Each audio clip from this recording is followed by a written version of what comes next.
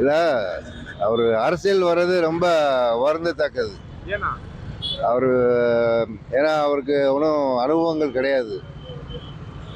இங்கே வந்து தமிழ்நாட்டை பொறுவையில் திமுக அண்ணா திமுக தான்.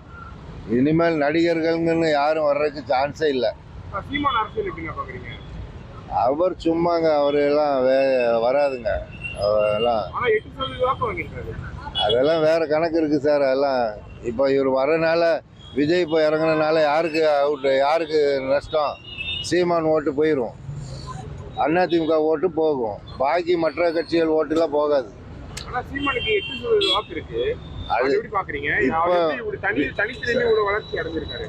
விஜய் தனிச்சிருந்தேன்னா அது தமிழர்கள் இனம் இருக்கு. பட் அவர் கேரக்டர் வைஸ் சரி கிடையாது.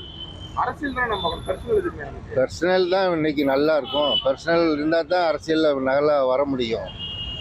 அது சில விவரங்கள் இருக்கு, அது போக தெரியும். ஆனால் இந்த ஏன் தோல்வி அடைவாரு அப்படின்னு நினைக்கிறீங்க? யாரு? அது வராது சார், அவங்க பர்சன்டேஜ் வராது சார்.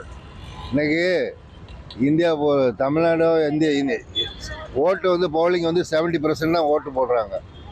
பாக்கி எல்லாமே வரமாட்டாங்க 30%. அந்த 70%லே ஓட்டில் பார்த்தீங்கன்னா அவ்வளவுமே ஒவ்வொரு கூட்டணியும் அவங்க திராவிட கட்சிகள் ரெண்டுமே அதை ஷேர் பண்ணிக்கிடுவாங்க. இப்போ ஏடிஎம்கேல கொஞ்சம் சான்ஸ் இருக்குது. ஏன்னா கொஞ்சம் அப்போ லீடர் இறந்தவொடனே சரியில்லாமல் போகுது எடப்பாடி அவங்கெல்லாம். பட் விஜய்க்கு வந்து அவங்களுடைய கட்சி ஓட்டுகள் வர்றதுக்கும் சான்ஸ் இருக்கு. ரசிகர்கள் பிரிஞ்சிருப்பாங்க, அந்த ஓட்டுலாம் வருவாங்க. எல்லா ஊர்லயும் ரசிகர்கள் இருப்பாங்க. அப்படி வர்றதுக்கு சான்ஸ் கம்மி. ஒரே நாள் வருவாங்க சார் எல்லாமே. இந்த இப்போ எல்லா கட்சியும் இந்த பிஜேபி என்ன, அண்ணாமலை என்ன சீன் போட்டார், என்ன யாத்திரை போட்டார், ஏதாவது வந்துச்சா? ஒரு சீட் எடுக்க முடியாது. தமிழ்நாட்டை பொறுத்தவரை ஏடிஎம்கே டிஎம்கே தான். இப்போ வந்து டிஎம்கே நல்ல கூட்டணி ஸ்ட்ராங்காக இருக்குது. ஏன்னா அவங்க தான் திரும்பியும் சான்ஸ் இருக்குது. 26லேயும் அவங்க தான் வருவாங்க, பார்த்துட்டே இருங்க. ஏன்னா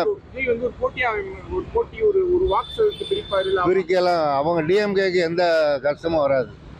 அவங்களுடைய பர்சன்டேஜ் ஓட்டு, கமல்ஹாசன் ஓட்டு இருக்குது, எல்லாமே அவங்க. இப்போ அந்த கூட்டணியில் உள்ள யாருமே வெளியே வரமாட்டாங்க, அப்படியே இருப்பாங்க, பார்த்துட்டே இருங்க. ஃபுல்லாக அவங்க அப்படியே இருக்கும். விடுதலை ஜெயிக்கிறதுக்கு சான்ஸே இல்லை சார். ஒரு சீட்டு கூட வர்றதுக்கு முடியாது. அது அவர் எலெக்ஷனில் நின்ற பிறகுதான் தெரியும் அவனுடைய கதை எப்படின்னு. கஷ்டம் சார். அதெல்லாம் எம்ஜிஆர் ஜெயலலிதா அதோட முடிக்குது. ஃபீல்டில் இன்னும் கஷ்டம். ஏன் இந்த ரஜினிகாந்த் வராமல் ஏன் வர வேண்டியதானே? இதோட ரஜினிகாந்தோட ஃபேன்ஸ் விஜய்க்கு இருக்கா சொல்லுங்க?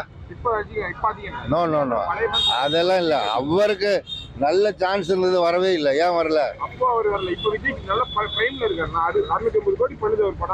சார்? அதெல்லாம் உங்களுக்கு கணக்கெல்லாம் தெரியுமா? அதெல்லாம் நிறைய இன்கம் டேக்ஸ் ரொம்ப இது பண்ற சார். எல்லாமே சார் இப்போ வந்து அவங்கள சுற்றி உள்ளவங்க இவங்களை தூண்டி விட்றாங்க விஜய் போக போதான் தெரியும்.